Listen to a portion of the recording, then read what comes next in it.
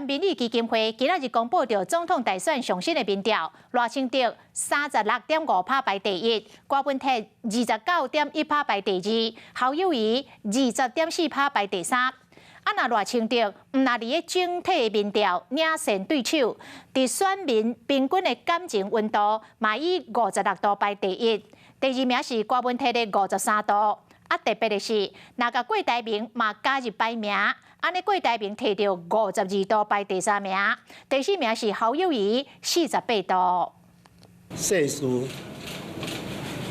如棋哦，乾坤莫测，一不是一，三不是三。面对民意的支持度较低，侯友宜用布袋戏的台词来回应，因为上新的调查显示讲。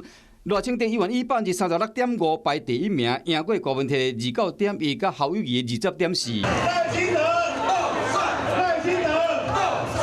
赖清德伫选民平均的感情温度上嘛以56.48排第一，特别是若是将郭台铭列入考虑，郭党摕到52.35度，领先侯友宜的48.78度。若少年人的票源差不多拢挖郭文泰。民意调查显示，20岁到24岁有67%支持郭文泰。8.8%支持赖清德，7.4%支持侯友宜。若伫25到34岁内底，4成支持郭文泰，2成8支持赖清德，1成3支持侯友宜。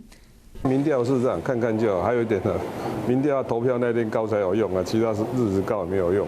若得到少年人的支持，郭文泰领导民众党支持度冒升悬。